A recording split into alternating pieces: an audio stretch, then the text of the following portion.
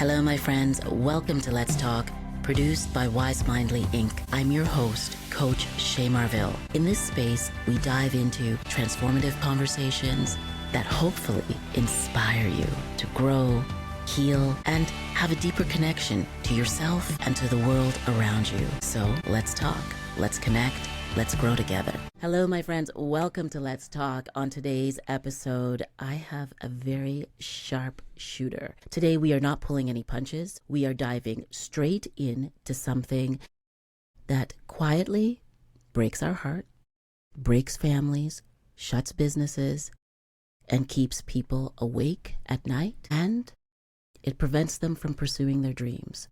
What am I talking about? Hormones? No, not hormones. I'm talking about money stress. And today we have Michael Yasny. He is known as the financial fixer. He's going to talk to us about the things that he's seen over the last 3 decades and how we should navigate this new world that we are living in. It's no time to be unrealistic. It's no time to pretend you are something that you are not. But it's also an opportune time to really focus on your dreams. Would you say that's true, Michael? Absolutely. Everybody should be focusing on their dreams no matter what they are. Welcome to Let's Talk. Let's do it. Thank you. Now, gosh, we started this interview before we actually started recording. And it's not really an interview. It's really a conversation. It's so hard to talk about money, right? Like, people are so ashamed, afraid, worried about what other people are going to think about them when they are going through a transition or when they're having a financial crisis. And a few weeks ago, well, I guess it wasn't, maybe it's almost 2 months ago, we were at a dinner and you talked about needing to make a change and not being ashamed to do that, not being ashamed to ask for help. And you told a story about the difference between men and women entrepreneurs. That men will keep going even after they hear no when it comes to financing. And women, if they are turned down for financing, they stop. That's been my experience in the majority of people. When it comes to business and financing, a guy will generally not pay that much attention to you. They know what to do. They know how to be successful. Generally they don't, but that's what they believe in themselves. But when it comes to financing, and financing is hard to get for a new business. Yes. They will sell their soul to get that financing. And women entrepreneurs, majority of them that I've run into, very happy to ask for help, take notes, ask questions, work hard, do everything they're supposed to do. But when they go for financing and they get turned down, many of them stop looking for financing and keep their business small. Yet all the financing that's available to guys is available to women. And you shouldn't quit just because somebody said no. Because maybe you were just looking for the wrong financing. Because most of the financing people think about is with the bank. And most companies do not qualify to get financing at the bank. And they shouldn't get financing from the bank. Right. Why? The bank is there to give you money against assets. Right. They don't care about your business. They don't care who you're selling your services to. They care about how are they going to get their money back if you don't pay them. So at the beginning, they're looking for hard security. They're not looking, oh, you have an order from Home Depot for $1 million and you're going to make $600,000. They don't care. And this is the reason they don't care. Why? They don't know if you're going to deliver. They know Home Depot is going to pay. Yes, yes. But they don't know if you're going to deliver to them in order to get paid. And that was the first lesson I learned in business. When I was in my early 20s, I needed a line of credit at the bank. My father sent me to his bank manager, and it turns out to be a setup, but it was a great learning experience. And I went in there, I had a big order from a department store, and I was going to do retail, and I needed $25,000. And he congratulated me on everything, and then he finally said, okay, what do you need? And I said, I need $25,000. And he said, okay, what security do you have? I said, well, I have the order, and I'm going to do the retail, and I'll be able to pay it back. He says, how do we know? Well, they're going to pay. He said, oh, we know they're going to pay. We don't know if you're going to deliver. And for me, I understood that. It made sense. Now, it was a setup, like I said, my father signed the line of credit. Yes, yes. But it was a great learning experience that I've expressed to many people, hundreds, maybe thousands of people over the years, that your business, your idea, your hard work, the bank doesn't care. So there are other financings available if you don't have the security for the bank. How do you know? Like, how would you find out about other financing? Because what we're told is, or, conditioned to think about is the bank is going to be your partner, right? So if the bank isn't your partner or they're not going to finance you, you think, okay, well, I've got to get this money from somewhere. I'm going to try with my family. No, I don't want to do that. Well, there are lots of places. Friends and family are one, Yes. but there are conditions to that. Are they going to be your partner? Are they going to charge you interest? When do you have to pay it back? But that's an opportunity. If you're in the manufacturing business and you need equipment, well, there are different financings for that. You can get leasing. You can get a Canadian small business loan that actually does go through the bank, but you're only guaranteeing a small portion of that. So you qualify for $125,000 on the max of a $500,000, but you only have to qualify for $125,000. You don't have to qualify for $500,000. So there are different things because the federal government guarantees the rest. I think most people would not even know that. They don't, and they're not going to get the loan most of the time because the bank doesn't want to make it. So you're best to go to somebody that deals with a bank, Yes. one bank manager at one branch who does these SBL loans. And you just pay them the fee, and they're worth the fee because they may charge for a business plan up front, but they Yes. don't charge anything else unless they get you the loan. And they're not going to put in the application unless they think it's 95% you're going to get the loan. So they're well worth the money because you don't have to come up with the other $375 of security. You only had to come up with $125,000 worth of security. But if you don't need $500,000, maybe you only need $200,000. So you're only coming up with security of $50,000. You don't have to give it. But if you had a house with equity, that's the assets. So that will qualify. You have to have a decent credit score. How did you, you just mentioned the example of your dad signing the loan for you, and maybe you had that. Did you expect him to do that or you didn't expect? No, I thought the bank was going to give me the money. Right. Now, how did that first business do? I ran it for 8 years. I got it to a certain point, and then my father didn't think that I should be running a business that only ran 5-6 months of the year because it was for accessory business. You don't sell it in July. But it was amazing. I did it retail. I did a wholesale. I did a mail order. I did it in New York. I sold department stores. It was amazing. You get a little older, you have to make more money. You have Yes. to work 12 months of the year. And I walked into, by accident, his friend sold a house to somebody that was in a new business called factoring, buying receivables. And my father says, what's better than selling money? Did your dad have his own business? Yeah, well, he was an orthodontist, so. Oh, he was an orthodontist. So he was he ran his own business, but, it was part of being a professional. So you grew up, though, with a parent who ran their own business, and you saw the stress of doing that. You saw what he experienced. Right. You saw that, and then his friends had businesses. You learned, I worked for a couple of his friends that had businesses when I was real young. So you learn about it because I got lucky. These people would talk to me. I didn't just have a job in the back. Yeah. I learned about their business. Yeah. The best example of learning is I worked for a friend's father in the summertime when I was 20 for 3 months. I was paid $4 an hour. It was the best job and learning experience I could have ever had in my life. He took me with him on day one. We're driving he did mail order business through American Express. I'm in his car, and he says, so you want to be in business? And I said, yes. He said, first lesson, don't have a partner. I said, but you have a partner.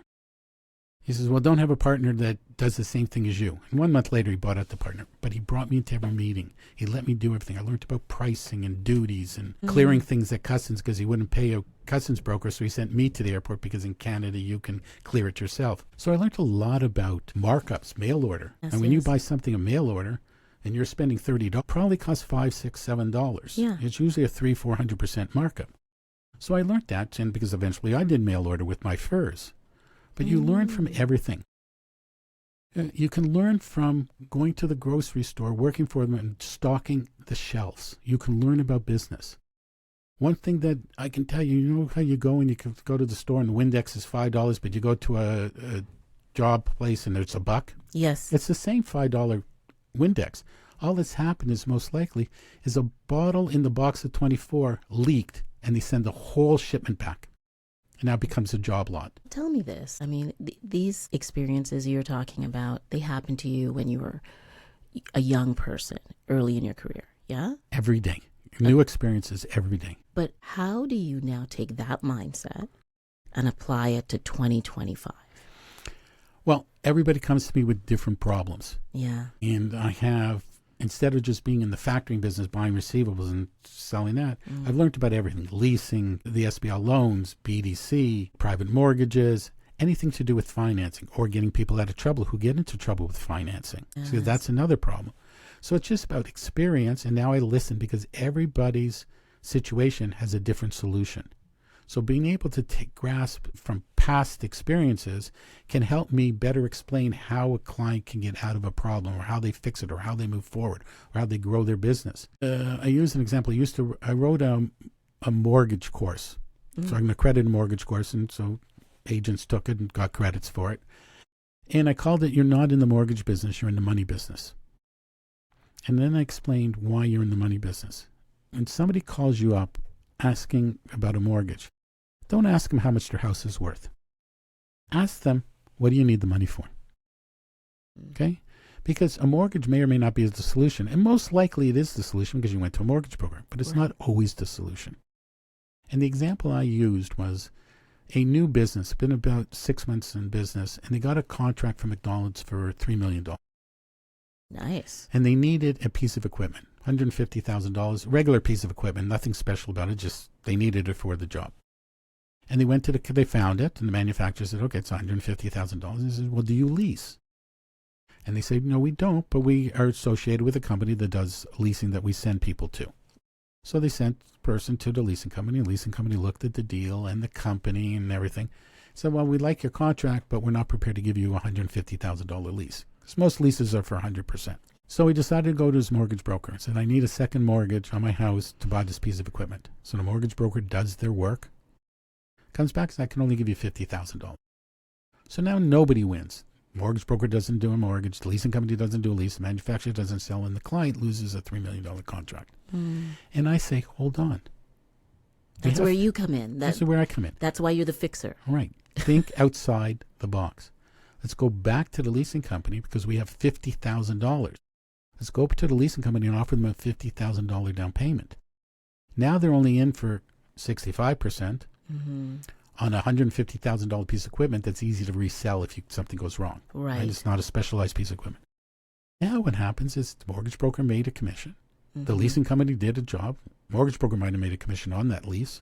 Yes. The leasing company did the lease. The manufacturer sold, and the client got their job and was able to deliver the $3 million in sales to McDonald's, all because somebody's thought outside the box.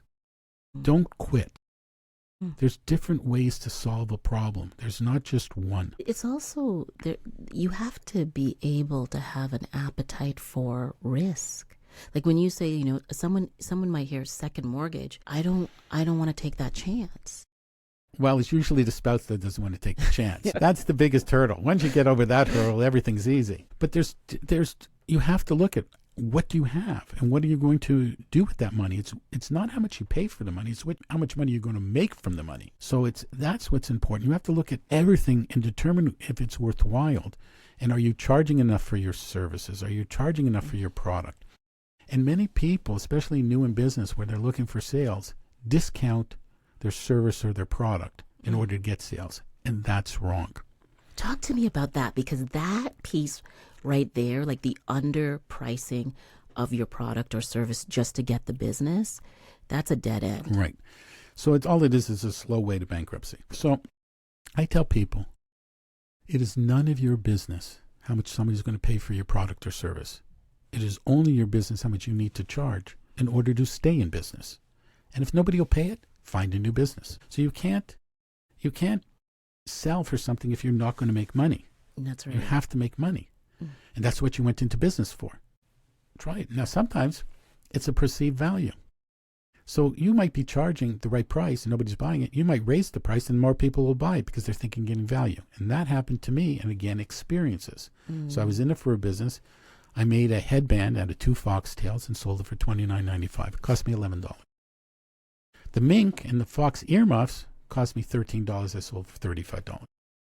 People didn't think the fox headbands were real because it was too cheap.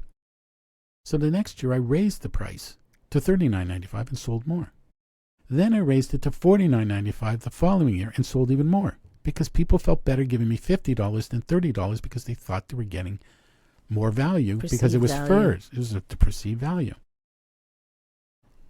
Sometimes that happens. Like right today, you can find fox and mink earmuffs that I promise you do not cost really any more money than I made them many, many years ago, decades ago. And they're selling for $350. The most I ever sold was, I think, $50. Fur costs the same. It doesn't cost 5 times, 10 times as much.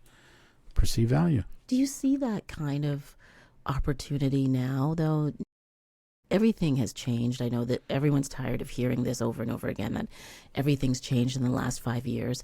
But our desire to build businesses, to make money for our families, to care for ourselves has not changed. It's never going to change. It's never going to change. If you're somebody, let's say, you've been laid off or you've been fired or terminated, and you're at a period in your life where you thought, okay, I'm going to be in this position for a while. Maybe I'll retire. I'll do something else. But you never actually thought about having and owning your own business, like what you talk about in your book. But now you have to because you're not getting hired. I don't know if anybody started a business later in life that didn't always think they wanted to be in business. I don't think that just comes to you. I think you get put in a position that you have no choice. Yeah. So now what many people will do and should do when they're starting a new business is really they should have a job somewhere, maybe in the same industry so they can learn it. Or if they've come from that industry, stay in it longer, part-time or whatever, while they build a new business. Or find another job so you have some money coming in. Yes. So when I was real young, even before the fur business, I went and got a real estate license. And the first thing out of the teacher's mouth was, if you don't have 6 months worth of income tucked away for your bills, leave, because you have no chance, because you're not going to make any money for 6 to 12 months. At least. And that's the same thing in any business. Now, I've never seen a business plan that didn't make money in the first year. And I don't know any businesses that ever made money in the first year. But every single business plan shows that. A business plan doesn't get you money, but a business plan will prevent you from getting any money. Because a business plan is a story of how much you know about the business and about business itself. And most people don't know enough because they don't have the experience. They don't know enough about business or about their business? About business. Oh. And will show up in the business plan when you show, A, you made money, B, you borrowed money from a bank, and the person says, well, what security do you have? Well, I don't have security. I have this. I'm doing this. The bank will give me money. And it's not true. So that's what you see in a business plan. And I look at them different than other people, but I'm looking to see how much the person knows. And you have to show that you know about business, not just about the business you're going into.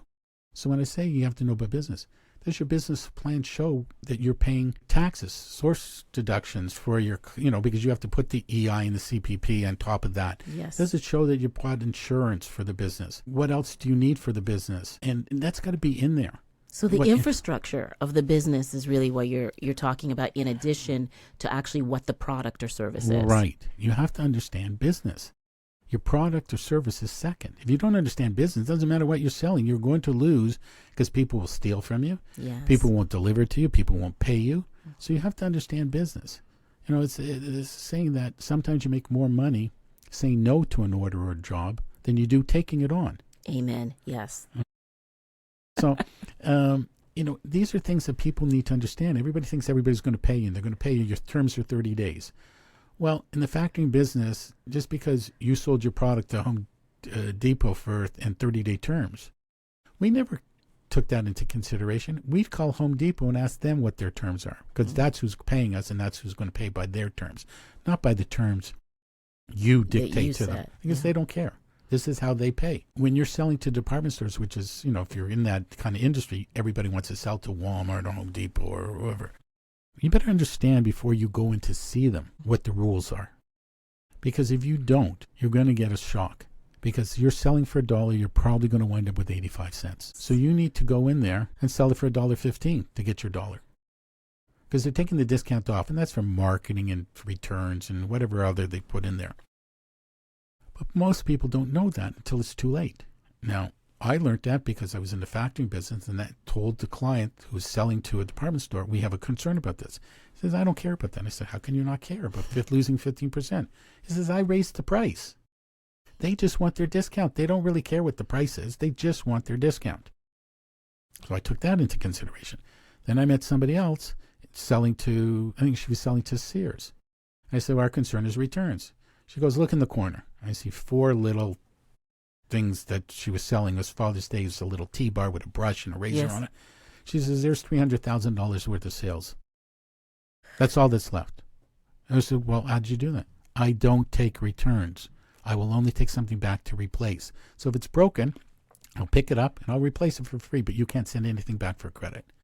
I said, well, that's pretty good. He says, so do you build that in? Do you build that into the business plan, is what you're saying too, like some of these scenarios? Or well, if somebody were to ask me, but nobody does that, but if somebody were to ask me, how did she know that? Yeah. She used to be a buyer at Sears. So she protected herself from all the problems she saw from what Sears did to people that sold to them. So you learn from experience. Everything is about experience.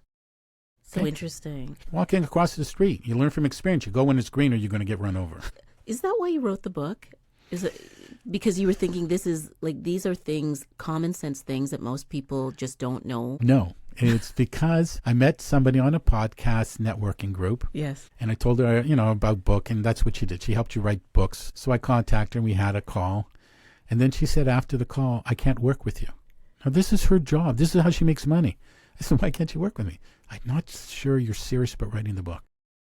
And that was the kick that got the book written, because for 20 years, people said, you should write a book, you have all these stories. So I gave her 25,000 words in 2 weeks and another 28,000 words 3 weeks after that. So in 5 weeks, I wrote a book with 53,000 words that I've never written ever before, but it was easy because it was all stories and examples, my book. It's not telling you do this, do that. This is why you should think about this. This is why you do it. This is why experience come into place, how you deal with partners, how you deal with family when you're starting a business. All these things are important when you're going to start a business. Because when you start a business, it's no more 35, 40-hour a week working hours. No. You're working 60, 70, 80 hours a week. You're missing family, events. So you have to be prepared for that, but your family has to be prepared for that. You need to talk to them about it. Money's going to be tight. You can't take money out of your business to pay your bills. Yes. So you have to be ready for that. And you have to have the support of your family, your friends, because you're going to need to lean on them. And if you don't think about that, you have no chance of success. But you see, this to me is part of the hardship for female entrepreneurs and business owners in particular, being that so many of them are the ones looking after a family, like doing the work that no one else sees. And then on top of that, you're trying to build a business that requires the same capacity and more. I'm going to say that women can handle more. Okay, so if you're an entrepreneur, you'll do it. If you're not, you're going to just keep complaining. I got to take care of the kids. I had to cook. I had to go to the laundry. You can't use excuses when you're an entrepreneur. No. You just got to get up in the morning and fix the problem and seek help. That's the biggest thing, that women will seek help. Men generally won't do it until it's too late and the government or the bank is knocking on their door. Why is that? What do you think that is? Arrogance. Fear? Well, no, fear. Well, not fear. They figure they're going to get through the mistake, through the problems. If they ignore them or they try something else. But women will tackle those problems. They'll seek some help. They just won't do it when it comes to the financing part. And so what do you recommend if let's say you've gone to the bank, you've been turned down, you don't have family that's going to support your business, but you have had this dream for 19.5 years. Right. And you don't have plan B. Well, you have to prove to people that you understand the business and why it's going to work. And your friends and family will either believe you or not based on past experience. Yes. They're not going to all of a sudden think today at 45 years old, you're all of a sudden going to work hard and take care of all your responsibilities. That's just not going to happen. But if you've always been a person that's been on top of things, now you have a reason to go to them. Now, where do you find the other business financing? Well, you have to learn about it. Now, you've heard about leases. People lease cars. So they lease equipment. You have to understand that. So you can go to your accountant and say, and it should be a business accountant. Yes, yes. One thing that, in my book, I say that you really need A team. A team is your lawyer, which is a commercial lawyer, not your brother-in-law, the real estate lawyer. Really important about that. An accountant and some kind of business broker consultant that's earned a living putting financing together. Right. Okay. So your lawyer, when you pick, it's somebody that has litigation and security knowledge. So it's commercial. It's a commercial lawyer. Your accountant, you only need to ask one question. And I truly believe this. Should I incorporate? That's the question you should ask the accountant. Why? Because any accountant that says you don't need to incorporate right away, go find another accountant. Right. Incorporating is your first line of insurance. You now protect your assets, your personal assets. If you stay a sole proprietor and you sign for something, they can come after you personally for the rent on your location. Even if you didn't give a personal guarantee, you're on the hook because you are the company. But when you're a corporation, you can hide behind the corporation as long as you don't give a personal guarantee. Right. So, and then for the business consultant broker, you want somebody that's earned a living doing that for at least the last 5 years. And when you say they're a broker, they are going to find deals or that you would not know how to find or where to find them. Right. They're going to have, so certain ones will have individual, most of them will have individual experience. So they'll be in the leasing business or the factoring business or the mortgage business. Or what you really want to find is somebody that's done it all. And there's very few people, but that's who you want to find done it all. And you do this at the beginning. Not a year later, not 2 years later. You do it day one when you've decided you're going to go into business. These people will protect you, and I promise you, the amount of money they will charge you to help you set up the business is a fraction of what you're going to pay me to get you out of trouble. Yeah. And they will keep you out of most of the trouble. Every time you have a situation, I have to speak to my lawyer first. Now, anybody that says, no, you don't have to speak to your lawyer, is trying to cheat you. If they say, sure, go speak to your lawyer, now you're dealing with a legitimate person who understands you want to get a legal opinion of whatever contract you're going to sign. A broker is going to help you with different avenues of your business.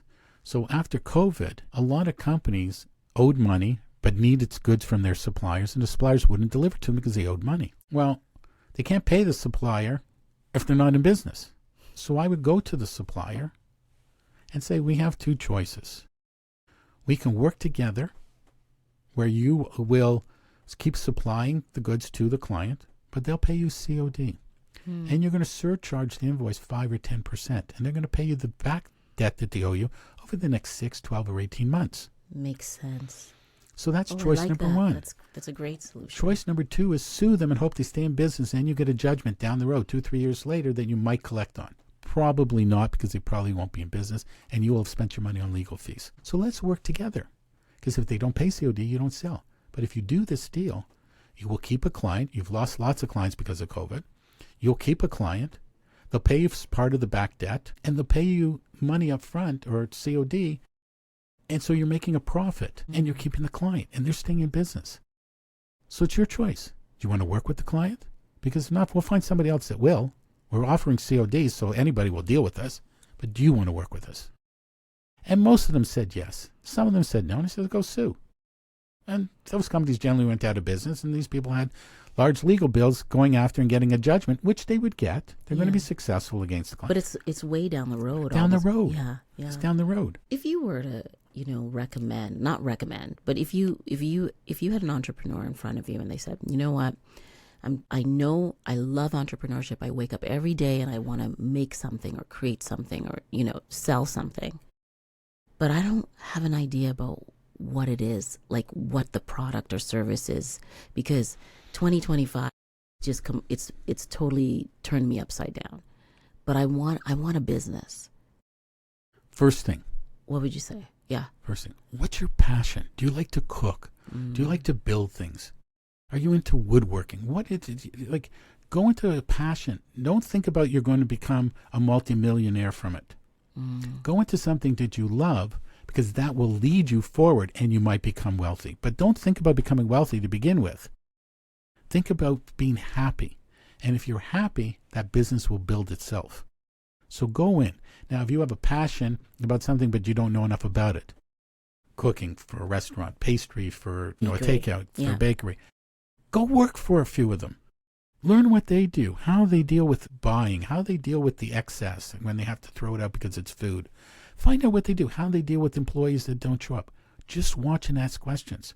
So when I first got into that factoring business, I knew that it was for me. It was like I'd never heard about it before, but I was born for it. And I'd never heard about it before. It was business, it was numbers, and it was money. So I went in there and I knew right away. I was just a salesperson. That's all. My job was on commission to get clients. And I knew right away that this was something that I was going to do. And I was either going to buy into the business, I was going to start my own, or I was going to buy into one of the business looking for money. But I had to learn about the business. So I learned everybody's job. The girls that were sending out the invoices for collections or collecting invoices. I dealt with the bookkeeper. I dealt with the accountant. I dealt with the legal department. And the owner of the business was very forward in talking. Do you think it's still like that? Like, I mean, do you think you can't even call a business sometimes? Like, everything's automated. Like, do you think you can just walk in and say, hey, you know what, I'd love to work for you. I'll do it for free. Yes. Yeah. Yes. Wow. Just go in. Just try. Just go in. You have nothing to. What are they going to do to you? Say no? And then what happens? You get in your car and you go to the next one. But you have to get experience. And most of these people are looking for people. Never do it for free. Never for free. Never for free. Not that I can think of. There may be a situation. Right now, I can't think of one reason why you should do it for free. Because you devalue yourself. You're going in there to learn. People that go and do that are great people to hire because they're going to work harder than the other people in there because they have a motivation to learn so they can go into the business. So you don't have to do it for free. You just have to work harder. What excites you now in terms of the work you're doing? When I get somebody to say, how did you come up with 2 or 3 other solutions when everybody else I spoke to only had the same one solution? And fixing a problem and protecting people from bullies. So people that you owe money to are bullies, and they make demands. Some of the demands are correct to make. A lot of the demands are threats that they can't act on. Okay? When you're dealing with the government, when you owe money to the tax department, you have to deal with that. Don't run away. Always pick up the phone. Yes. Okay?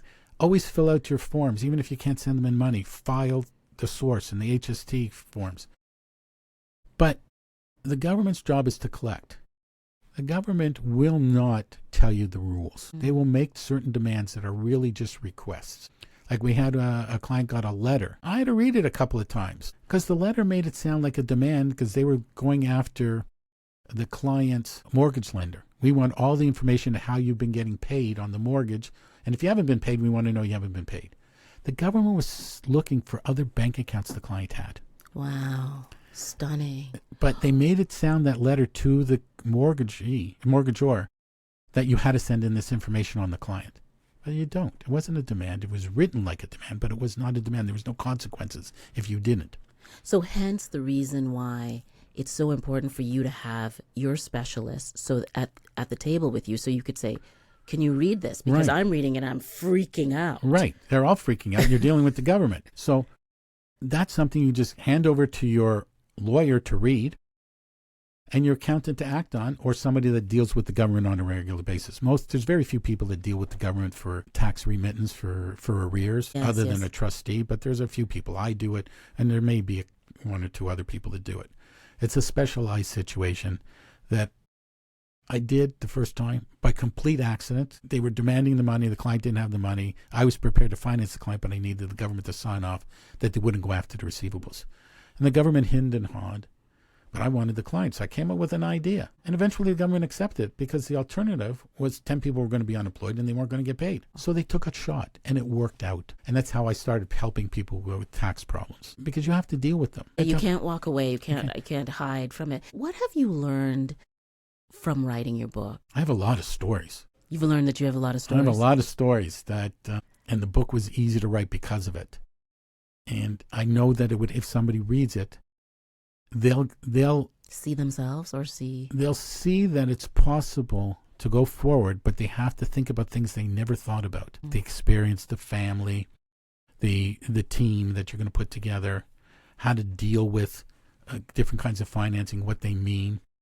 I have spot in here about factoring and a bank, and I compare apples to apples. Yeah, yeah. And I show how a bank at 3% a year Yes. is far more expensive than a factoring company whose yield is 45% interest.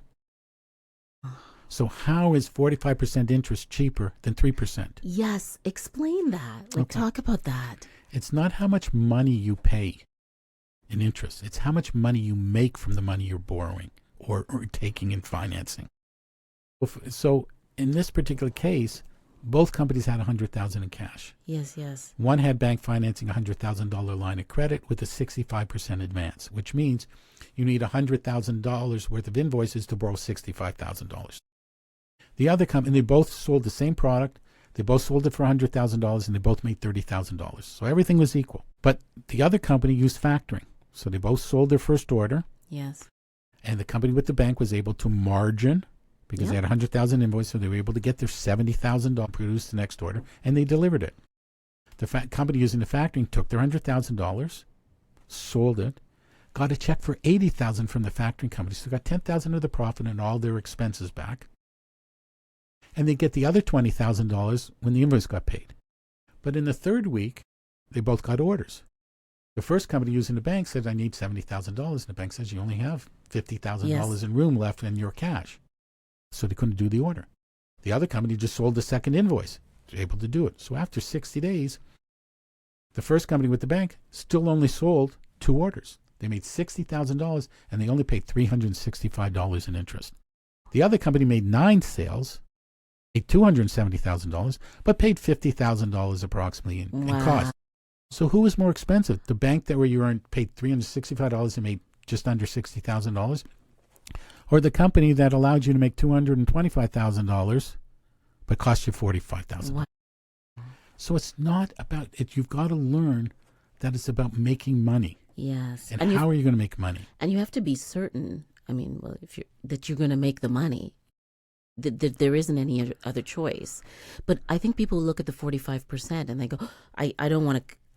That's too much, but they haven't factored in all these other pieces. They haven't factored all in. But the other thing about the factoring, it's 3% a month. Now, today, it's 2.25% a month. When I wrote it, I did it at the maximum I could do. Yes, yes. So here's the other situation with it.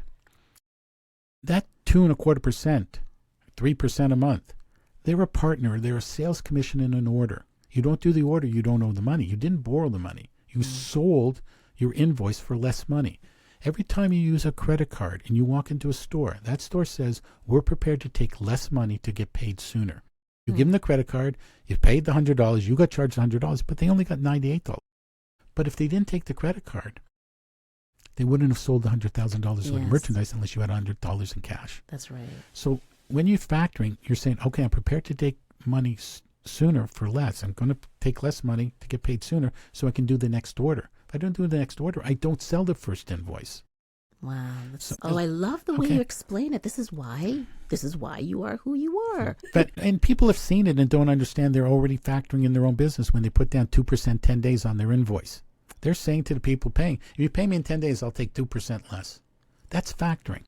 They're just factoring themselves. Now, they're better using a factoring company because the factoring company is going to charge them 2% to give them right away instead of 2% in 10 days if they get paid in 10 days. Sometimes they don't get paid because it's up to the company who's paying to decide to take the discount or not. Some will pay you later and still take the discount. So listen, we're 5 months away from the end of the year, 4.5 months. Going in, I know, is crazy. I'm talking about 2026. What are 3 things that you recommend that we do if we are entrepreneurs, we're ready to take off and build our business, that we need for 2026? You need to know really who you want to sell to and go after them. Some people just sell because they need cash flow. Yes. So like I tell people there's 2 kinds of trucking companies out there. The ones that take loads for cash flow because they just need money coming in. And the other ones that take loads only if they're going to make money. It's the same thing with your business. You have to do a business where you make money. And if that means you do $1 million worth of business instead of $1.5 million, but you make money, you're better off. You'll work less and you'll make more money. You can't sell to the wrong people. You can't sell for too low of a price. So you have confidence in yourself. Yep. Go after the people you think can help grow your business. Understand what they do before you go see them. And then you make your plan to go see them with your pricing and your product or your service. And you sell them. And why should they take you on instead of somebody else? It's not necessarily going to be price. It's going to be service. Yes. It's going to be accessibility to you. You know, I learned a long time ago, and today this person had 3 reasons why you have no excuse not to. There's only 3 reasons why you don't call somebody back within 24 hours. You're out of the country, which no longer exists because you have your cell phone with you and you can email, you can text. The second one is you're in the hospital, and the third one is you're dead. Now, I looked at this person, who's my parents' next door neighbor, and I looked at him. I was 21 or so. And I thought, if this person lives that way, there's nobody out there that shouldn't do that. Because he's way more successful and way busier than anybody I can meet. And that's how he lived. And I call back everybody. If I haven't called you back that day or in minutes, I actually forgot. Because there's no way I didn't contact you back. Because the reason he would do it in 24 hours or less, somebody would contact you back. Yes, yes. Either he did or somebody else. He says you spend less time calling them back and saying no than you do thinking about what you should do or the next message and the next message and the next message. Yeah. You have to keep thinking, should I call them? I shouldn't call. Today you can text them back at 3 a.m. and say, I'm not interested. Yeah, that's right. Okay, don't call again. You can do all kinds of things. There's no excuse. And I have told people, don't bother me anymore when they haven't called back. And there's no reason for it. Do you think this is a good time to build a business and grow your business? Downtimes are always a great time, right? Because there's more opportunity. People are looking for more because somebody they used to do business with is out of business. Maybe you come up with a different plan. You've seen things fail. You don't have the debt that other companies are involved in. People that come out really successful, there's been huge people that came out very successful out of COVID. Yeah. Right? Yeah, a lot. Okay, DoorDash or whoever, or, Uber Eats. Why? Because people weren't leaving, so they had to have an avenue to get the food. They weren't going to pick it up. So they won. The restaurants didn't necessarily win, but those places won. Different servicing. So look for where there's a void. When you're looking for something, that's somewhere you should look to fill that void. Just believe in yourself. If you don't believe in yourself, you don't think you're going to succeed, you will never succeed. And it's hard enough to succeed when you do believe in yourself. Yeah. There's a lot of things coming at you. Ask for help. People love to help. People like to give information. People love to talk. Acknowledge those people that help you. It can be with little things. Like I was going to do something with my father in the daycare center business. We had a great idea, and we had to learn a lot about it, lots of rules.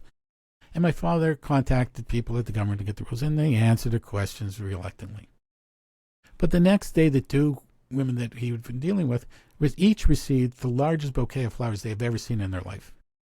And every time I called or he called, they picked up that phone because somebody recognized them. Yes, that's right. Okay? Just say thank you. Appreciate who's helping you, and they will help you more. Most people like to help. Most people like to give you their knowledge about something. They want to be recognized that they actually know something. Take advantage of it and be polite about it. Thank them. That's all they want. But always stand up for yourself. Listen, I appreciate you. I appreciate your generosity of time and the generous way in which you share your experience and your friendship.